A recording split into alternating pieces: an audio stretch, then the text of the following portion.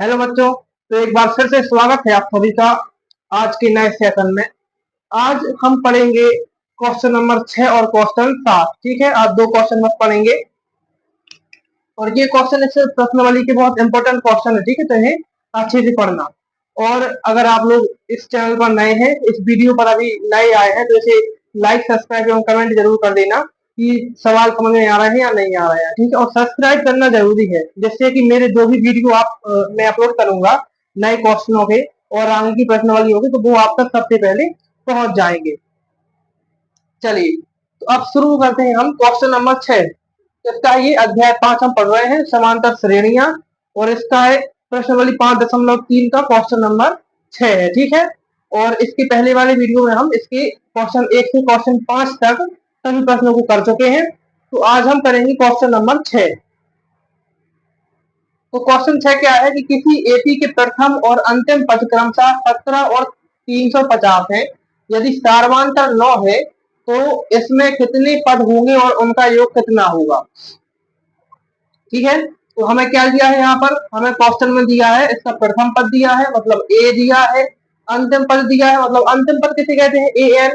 तो अंतिम पद हमें ए एन दिया है।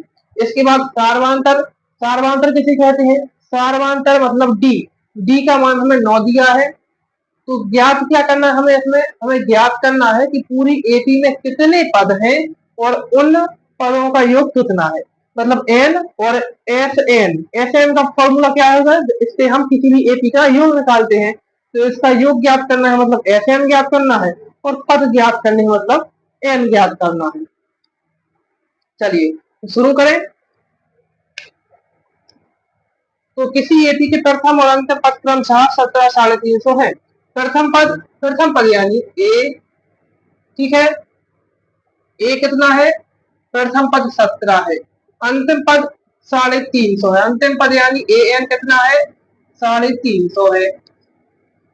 सार्वंतर कितना दिया हमें, डी। सार्वंतर हमें 9 दिया है।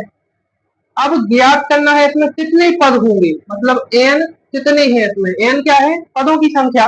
तो इसमें कितने पद होंगे और उनका योग ज्ञात करना है, मतलब एस एन भी हमें ज्ञात करना है।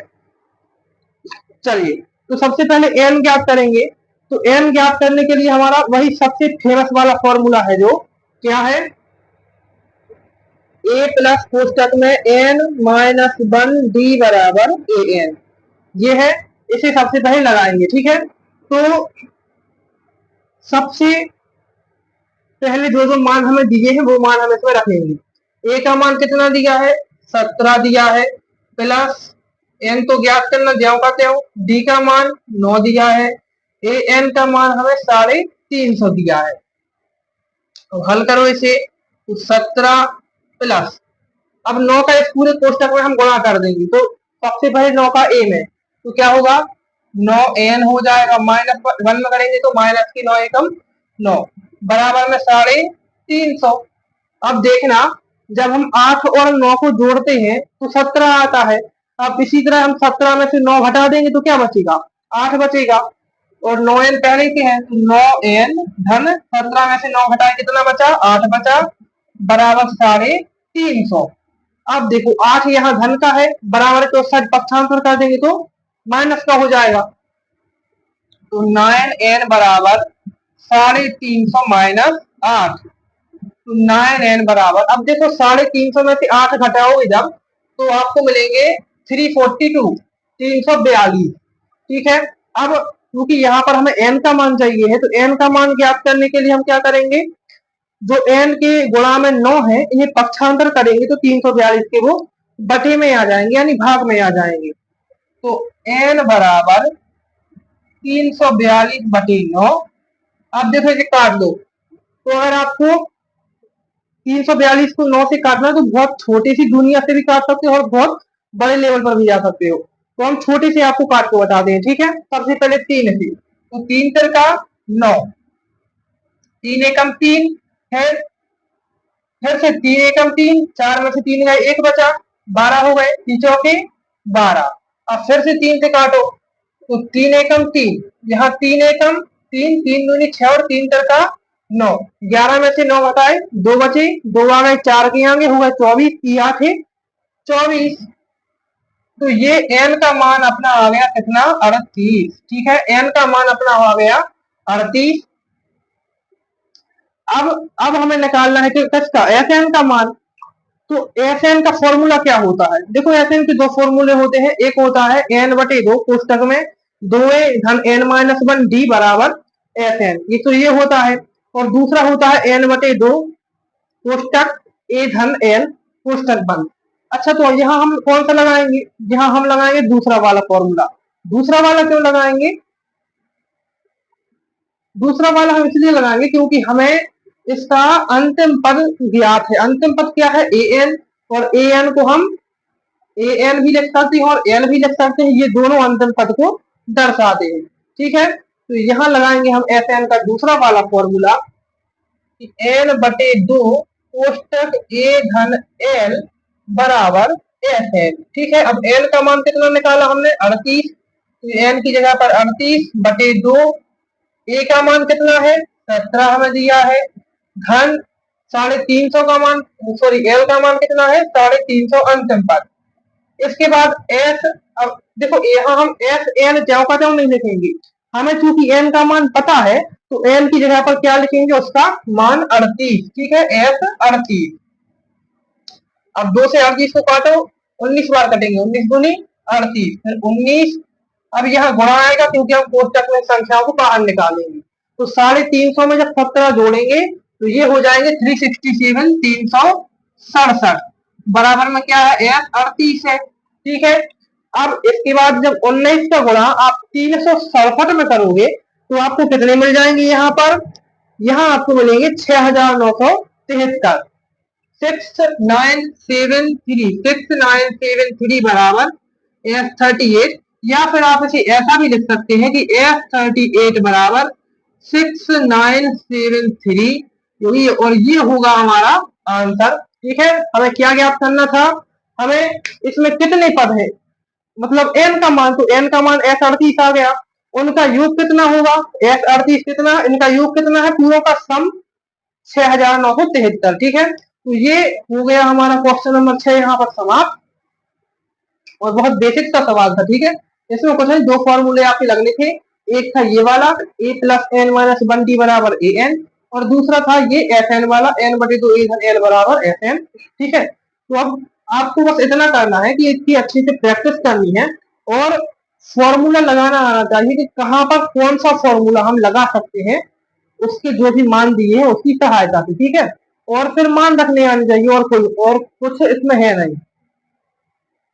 चलो, तो इसे कर लो जल्दी क्वेश्चन 6 को, इसके बाद करेंगे क्वेश्चन नंबर 7, और फिर आगे के क्वेश्चनों को करेंगे हम आगे वाली वीडियो में, अगले वीडियो में जो बनाएंगे। जल्दी कर लो, चलो अब करेंगे हम क्वेश्चन नंबर 7।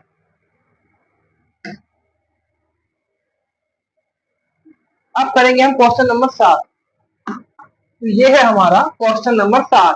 ठीक है, अब क्वेश्चन नंबर 7 क्या है, एक समांतर श्रेणी के प्रथम 22 पदों का योगफल ज्ञात कीजिए जिसमें d बराबर 7 और d बराबर 7 तथा 22वां पद 149 है। ठीक है, तो अब आप लोगों को इसमें क्या समझ में आ रहा है, इसमें हमें कितने पद दिए हैं, इसमें लिखा है प्रथम 22 पदों का योगफल, तो हम मान के चलेंगे इसमें कुल 22 पद होंगे। ठीक है, इसके बाद d का मान मतलब सारवांतर, तो समांतर श्रेणी का सारवांतर हमें d का मान 7 दिया है। इसके बाद वो कह रहे हैं 22वां पद 149 है, 22वां पद जो है वो इसका 149 है। ठीक है, तो अभी जो जो हमें दिया है उसे हम लिख लेंगे। सबसे पहले क्या दिया है हमें, d का मान दिया है, तो d का मान लिखेंगे हम, d बराबर इसका मान होगा भाई 7। इसके बाद हमें दिया है 22वां पद, तो 22वां पद हम किसे कहते हैं, 22वां पद मतलब a 22, एक पद को a कहते हैं, a1 कहते हैं, दो पद को a2 कहते हैं, तीन पद को a3 कहते हैं, तो 22 पद को क्या कहेंगे, a22। कितना दिया है, 149। इसके बाद देखो n का मान क्या है, n का मान होगा यहाँ 22, क्योंकि वो कह रहे हैं 22 पदों का योगफल, तो हम जो भी हमारे पद होते हैं हम किससे दर्शाते हैं, n से दर्शाते हैं। तो यहाँ क्या दिया है, प्रथम 22 पद मतलब 22 पदों का योगफल वो कह रहे हैं ज्ञात कीजिए। तो n का मान हुआ यहाँ पर 22। अब देखो, अब हमें ज्ञात क्या करना है, अगर हमें योगफल ज्ञात करना है तो उसके पहले हमें प्रथम पद यानी a ज्ञात होना चाहिए। तो a ज्ञात करने के लिए क्या करेंगे, हम हमारा फेमस फॉर्मूला लगाएंगे और उससे हम a का मान ज्ञात करेंगे। ठीक है, तो फॉर्मूला क्या है, a प्लस कोष्टक में n माइनस 1d बराबर an। अब यहां देखना, a का मान तो हमें ज्ञात नहीं, तो a ज्ञात करते हो धन n माइनस 1, n का मान कितना है 22 माइनस 1, d का मान कितना है 7 बराबर। अब देखो यहाँ a n की जगह पर हम लिखेंगे a 22 का मान, क्योंकि n की जगह पर क्या लिखा है यहाँ 22 लिखा। तो a n का मान, a 22 का मान कितना है 149 है, तो 49 लिख दो। अब इसके बाद इसे हम हल कर लेंगे। तो a धन 22 में से एक गया, कितना बचा 31 बचा, गुणा में कितना था 7 था, बराबर में कितना है 149 है। इसका गुणा करो, a बराबर 7 एकम 7 और 7 दूनी 14, ये आएगा 147, बराबर में क्या है 149 है। ठीक है, अब क्या करेंगे हम 147 को पक्षांतर करके उस साइड भेज देंगे, तो ये प्लस के यहाँ पर है, उस साइड जाएंगे माइनस के हो जाएंगे। a बराबर 149 माइनस 147, तो a बराबर 2। ये देखो a का मान हमारा आ गया यहाँ पर 2। अब हमें सिर्फ ज्ञात करना है इनका योगफल। तो योगफल ज्ञात करने के लिए Sn का फॉर्मूला लगेगा, और Sn का कौन सा वाला फॉर्मूला लगेगा, तो वो लगेगा Sn का दूसरा वाला, Sn बराबर n/2 कोष्टक में a धन n। ठीक है, अब फॉर्मूले में मान रखो, तो s n की जगह पर क्या रखेंगे 22, क्योंकि n का मान 22 है। फिर यहाँ पर 22/2, a का मान कितना निकाला हमने 2, l का मान, l क्या होता है अंतिम पद, और यहाँ 22 में पद तो है ही कुल, तो यहाँ हमने a n की जगह पर क्या रखा 149, और a n और l ये मैंने पहले भी बताया था, अभी भी बता रहे हूँ, समान होते हैं। ठीक है, जितना a n का मान होगा उतना ही l का मान होगा। तो l की जगह पर क्या रखेंगे 149 रखेंगे, तो 149। अब s 22 बराबर 2 से 22 को काट दो, 11 दूनी 22, 11 भी कटेंगे।